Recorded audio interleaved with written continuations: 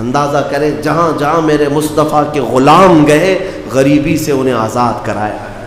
احساس اسی چیز کا نام ہے، خود کھا کر کے اپنے عیش کی فکر کرنا اور دوسروں کی فکر نہ کرنا، یہ اسلامی مزاج ہے ہی نہیں۔ میں جو رپورٹ آپ کے سامنے رکھا ہوں اسی سے آپ اندازہ کر سکتے ہیں کہ دنیا میں اگر 1200 کروڑ لوگوں کا کھانا دستیاب ہوتا ہے سال بھر میں، جبکہ آبادی 650 کروڑ ہے، اور پھر رپورٹ یہ بتاتی ہے کہ ہر سال 200 کروڑ لوگ بھوکے رہ جاتے ہیں، تو یہ جاتا کہاں ہے؟ صرف اور صرف یہی وجہ ہے کہ یہ جن کے پاس مال آتا ہے ان کے ہاں دوسروں کا احساس مر چکا ہے، احساس ختم ہے۔ تم خود اپنے گھروں میں جھانک کر کے دیکھ لو۔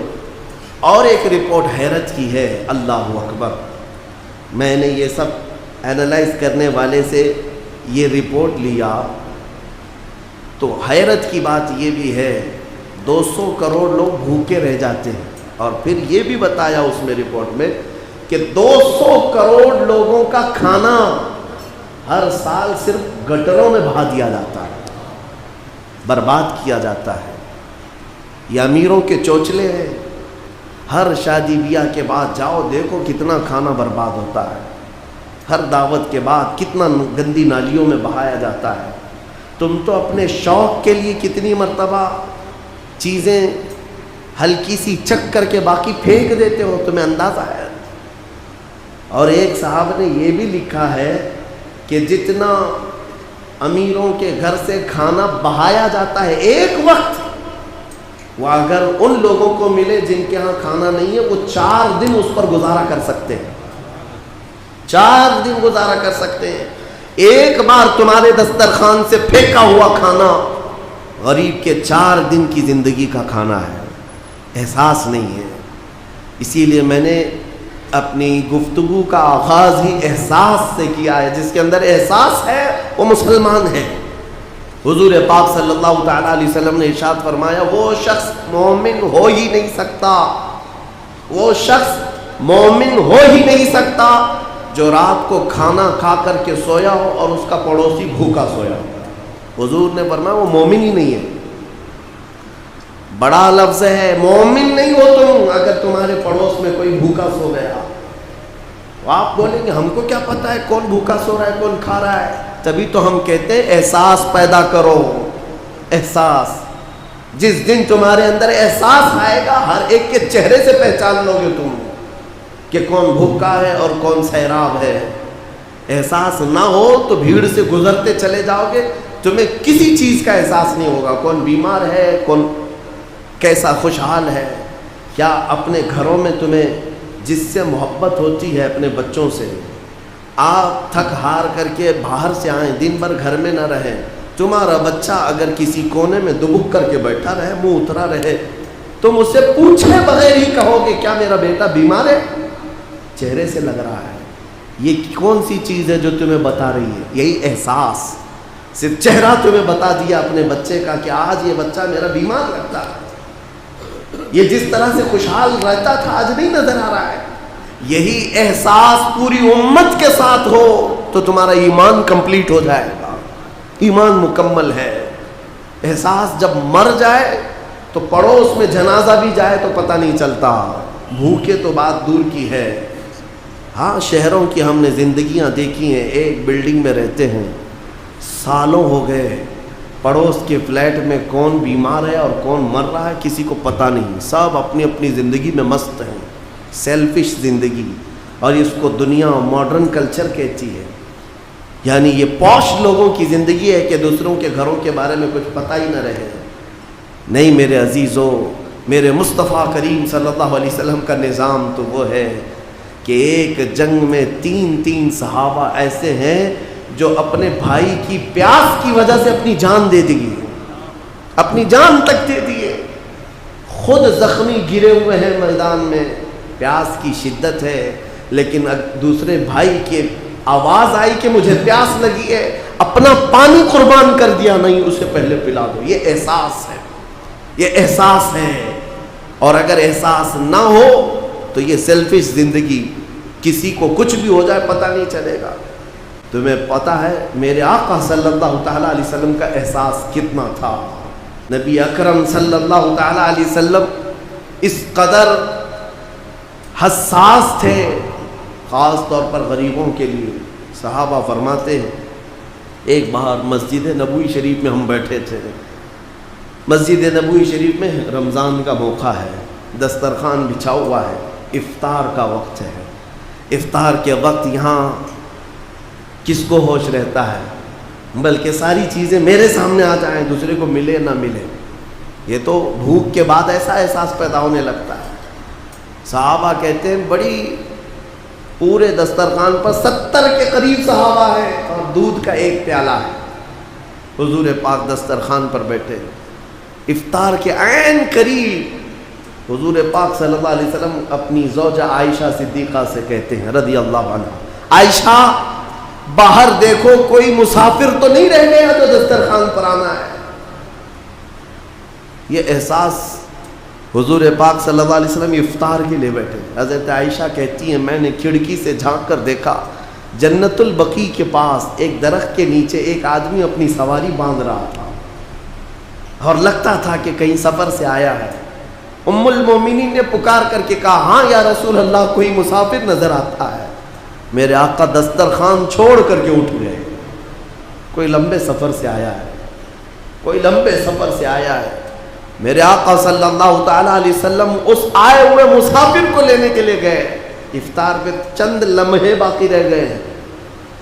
وہ آیا، اس کو دیکھا، حضور پاک صلی اللہ علیہ وسلم نے دھول سے اٹے ہوئے لباس، چہرہ پورا بکھرے ہوئے بالوں کے ساتھ، حضور پاک صلی اللہ تعالی علیہ وسلم نے پوچھا، بڑے لمبے سفر سے وہ آیا تھا اور میرے مصطفیٰ سے ملنے آیا تھا۔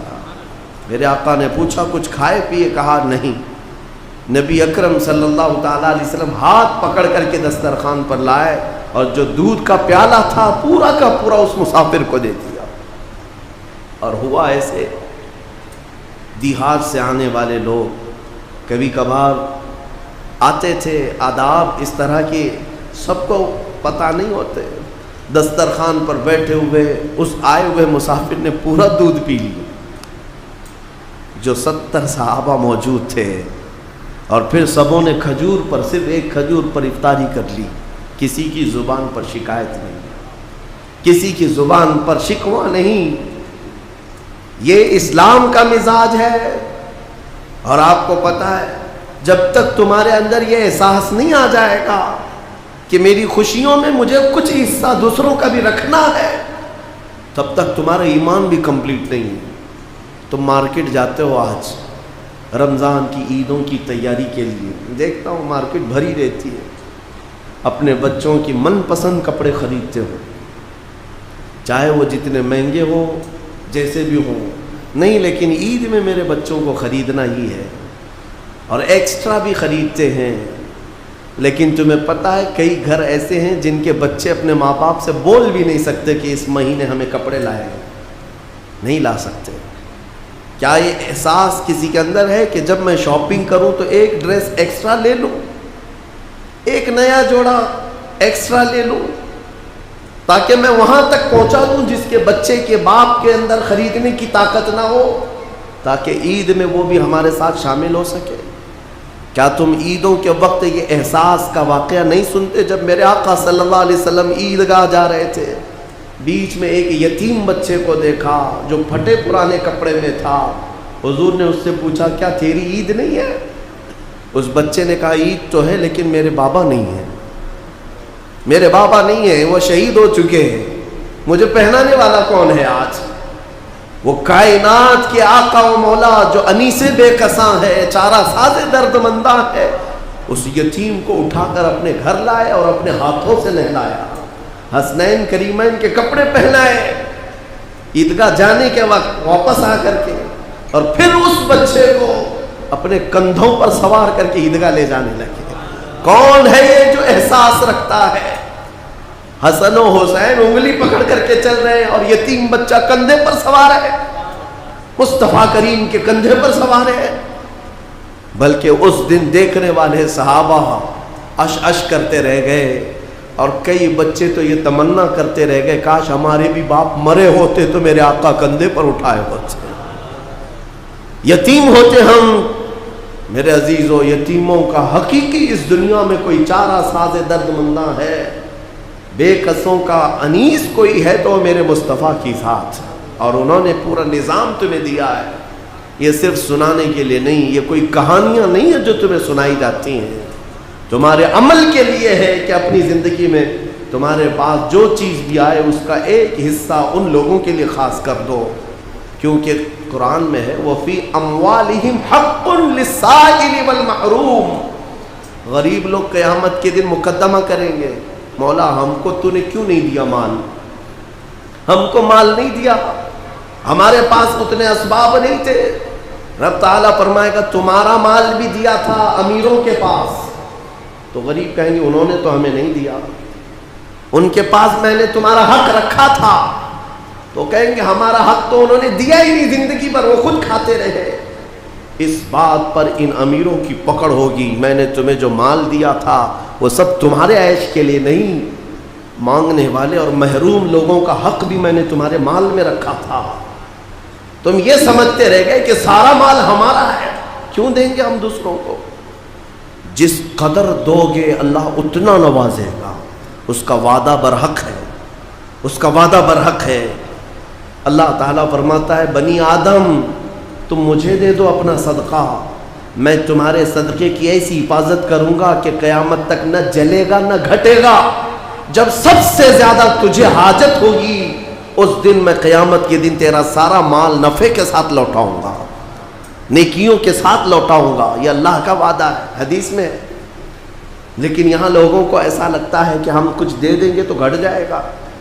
میرے عزیزو، ایکسٹرا خیرات کرنا تو دور کی بات ہے، 2.5% جو زکوٰۃ ہے وہی لوگوں کی باقی رہ گئی ہے، ابھی 2.5% یہ نہیں نکال پاتے، دوسرا کیا خیرات کریں گے؟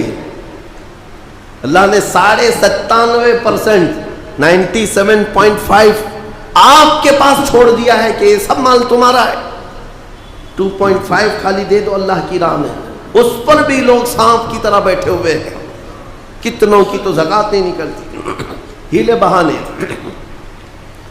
بہانے کہ ہمارے مال میں کیا اس پر بھی زکوٰۃ ہوگی، اس پر بھی زکوٰۃ ہوگی۔ 2.5% کے لیے کتنے بہانے آتے ہیں، لوگ اس قدر پوچھتے رہتے ہیں۔ تم جب رات کے وقت عیاشی کرنے کے لیے جاتے ہو تو کسی سے سوال نہیں کرتے کہ یہ مال اتنا دوں یا نہیں دوں، اتنے کی ہوٹل بازی کروں یا نہیں کروں، کسی سے نہیں پوچھتے۔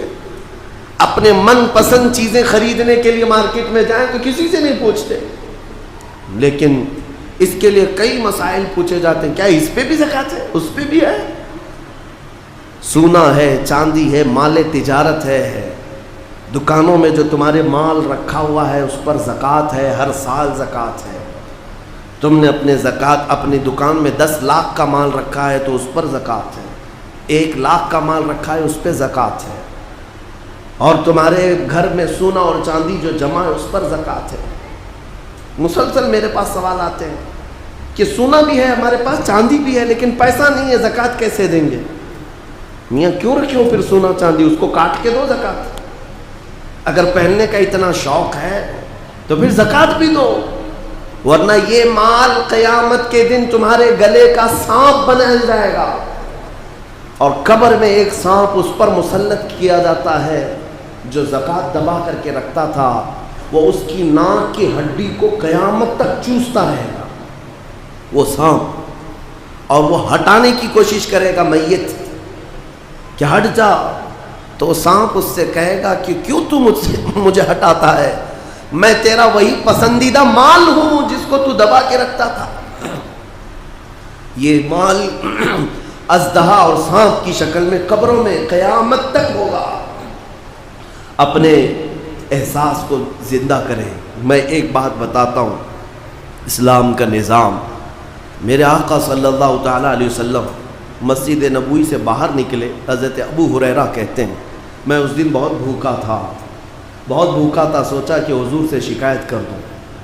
جب میں باہر نکلا حضور نظر آ گئے، میں نے کہا یا رسول اللہ پیٹ، انہوں نے دکھایا پیٹ۔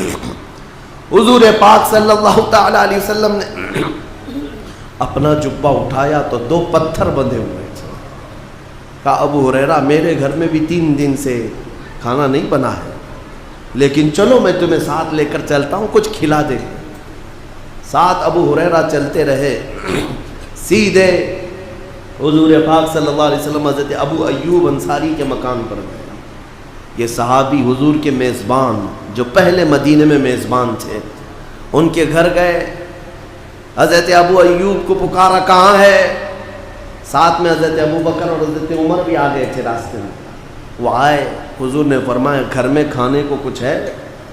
اس صحابی نے کہا یا رسول اللہ بکری کا ایک چھوٹا بچہ ہے، ذبح کر دوں اگر آپ کو حکم ہے؟ آپ نے فرمایا ذبح کرو۔ ذبح کر کے سالن بنایا گیا، سالن بنایا۔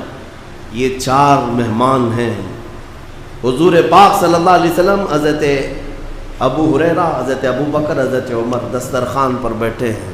حضرت ابو ہریرہ کہتے ہیں لذیذ سالن بنا تھا، کئی دنوں کے بعد تو گوشت کے سالن کی خوشبو آئی۔ جب دسترخوان پر آیا، میرے آقا صلی اللہ تعالیٰ علیہ وسلم نے ابو ایوب سے کہا ایک اور کٹوری ہو تو لاؤ، سالن کو آدھا کرو۔ سالن کو نکالنے کے بعد میرے آقا فرماتے ہیں جاؤ میری بیٹی فاطمہ کے گھر دے آؤ، پچھلے 9 دن سے اس نے کچھ نہیں کھایا، 8 دن سے فاقہ چلتا ہے۔ بہرحال وہ اہل بیت کا گھرانہ ہے، رسول اللہ کے عطرت ہے، لیکن بتانا یہ ہے کہ میرے آقا اس دسترخوان پر بیٹھ کر کے بھی احساس رکھتے ہیں کہ کس کے گھر میں کھانا نہیں ہے۔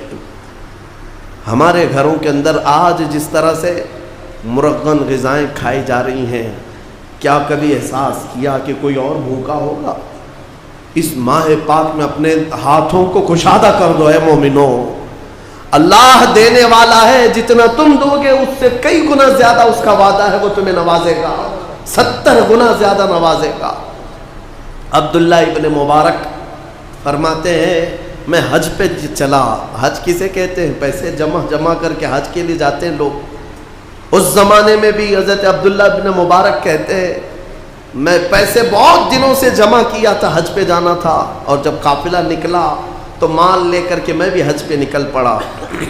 قافلے اس وقت اونٹوں کے قافلے، گھوڑوں کے قافلے ہوتے، کہتے قافلہ ایک منزل پر پڑاؤ کیا رات کو، میں وہاں پر رکا رہ گیا، اور صبح میں اٹھ کر کے وضو کی غرض سے تلاشتے ہوئے میدان کی طرف آیا تو کچرے کا ایک ڈھیر پڑا ہوا تھا جس میں لوگ کوڑا کرکٹ پھینکتے۔ حضرت عبداللہ ابن مبارک کہتے ہیں اس کچرے کے ڈھیر کے پاس میں نے ایک 8 سال کی بچی کو دیکھا جو کچرا ادھر ادھر کر رہی ہے، ادھر ادھر کر رہی ہے۔ تھوڑی دیر کے بعد عبداللہ ابن مبارک کہتے ہیں اس بچی کے ہاتھ میں ایک مری ہوئی چڑیا آئی، چڑیا مر کر کے پڑی ہوئی تھی، اس چھوٹی سی بچی نے اٹھایا، اس کے پر کھینچے اور چبا کر کھانے لگی، اور دوڑ کر کے اپنے گھر کی طرف جا رہی تھی جو جھوپڑی میں تھی۔ عبداللہ ابن مبارک کہتے میں اس کے پیچھے پیچھے ہو لیا، وہ لڑکی گئی تو اپنے گھر میں ایک اس کا چھوٹا بھائی بھی ہے، اس کو کھلا رہی ہے مری ہوئی چڑیا۔ آپ نے اس بچی کو پکڑ لیا اور کہا بیٹا یہ مری ہوئی چڑیا ہے، اسے تو کھا رہی ہے؟ وہ بچی رونے لگی، بابا کیا اسلام 4 دن کی بھوک کے بعد بھی مری ہوئی چڑیا کھانے کی اجازت نہیں دیتا؟ ہمارے گھر میں اس کے علاوہ ہے کیا جو ہم کھا کر کے اپنے حلق کو تر کریں؟ 4 دن کے فاقے کے بعد بھی ہم مری ہوئی چڑیا نہیں کھا سکتے؟ عبداللہ ابن مبارک کی آنکھیں بھیگ گئیں۔ آپ نے اپنے حج کے سفر کا جتنا مال تھا، جو پیسے تھے، سب ایک چادر میں جمع کیا اور سب اٹھا کر کے اس بچی کو دے دیا، کہا بیٹا اس سے تو اپنی زندگی گزار، آئندہ مری ہوئی چڑیا کبھی نہ کھانا۔ پورا مال دے دیا، اب حج پہ جانے کے لیے پیسے بھی نہیں ہیں۔ قافلہ چل پڑا، لیکن عبداللہ ابن مبارک بیچ راستے سے اپنے گھر چلے آئے۔ لوگ کہتے رہے، لوگ کیا بولیں گے، حج پہ گئے، نکلے بڑی شان سے اور بیچ راستے سے تم لوٹے جا رہے ہو، حج پہ نہیں جاؤ گے؟ عبداللہ ابن مبارک نے کہا میرا حج ہو گیا، میرا حج ہو گیا، میرے مصطفیٰ کی امت کے غریب کے حلق کو تر کرنا یہ میرا حج ہے۔ چلے آئے واپس، حج کا موسم نکل گیا۔ جو خراسان سے، جو ان کے علاقے سے حاجی گئے تھے حج کے لیے، وہ حج کر کے جب واپس لوٹے تو لوگ پوچھ رہے تھے حاجی صاحب کیسا رہا حج؟ تو ہر کوئی کہہ رہا تھا ہمارے حج کا کیا کہنا، ہم عرفات میں عبداللہ ابن مبارک کے ساتھ دعا کر رہے تھے، مینا میں عبداللہ ابن مبارک کے ساتھ کنکریاں ماری ہیں، ہم طواف کعبہ میں عبداللہ ابن مبارک کے ساتھ تھے۔ ہر حاجی کہہ رہا ہے ہم عبداللہ ابن مبارک کے ساتھ تھے، جبکہ گاؤں والے دیکھ رہے ہیں کہ عبداللہ ابن مبارک تو یہی موجود تھے۔ لوگ جا کر کے پوچھتے ہیں یہ کیا ماجرا ہے؟ ہر کوئی کہہ رہا ہے کہ آپ کے ساتھ حج کی، ہم تو آپ کو یہاں دیکھ رہے ہیں۔ ان کی آنکھیں بھیگ گئی اور کہا مولا میرا قادر مطلق ہے، جب اس کی رضا کے لیے ایک غریب کی مدد کی گئی تو اللہ نے عبداللہ ابن مبارک کی شکل کا ایک فرشتہ بھیجا جو ان کی طرف سے پورے حج کے ارکان ادا کرتا رہا۔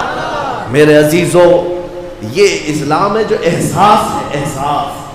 ہمارے پاس جینے کے لیے جتنا سامان ہے وہ بہت ہے، اللہ نے ہماری حیثیت سے زیادہ ہمیں دیا ہے۔ حقیقت ہے ہمارے گناہوں کے باوجود مال میں مولا نے ہمیں کمی نہیں کیا۔ تم میں سے کتنے ہیں ایسے جو رات کو بھوکے سوتے ہیں؟ کون ہے جو ننگا گھومتا ہے، جس کے پاس کپڑے نہ ہو، جس کے پاس کھانے کی چیزیں نہیں ہو؟ سب خوشحال ہے۔ لیکن کچھ علاقے ایسے ہیں میرے عزیزوں جہاں آج بھی خوشحالی نام کی کوئی چیز ہی نہیں آئی، کوئی چیز نہیں آئی۔ میں کہتا ہوں ان تک پہنچو، احساس تمہارے اندر رہے، اور اللہ رب العزت اس ہاتھ کو پسند کرتا ہے جو بنی آدم کی اعانت کے لیے اٹھتا ہے۔ فرمایا میرے آقا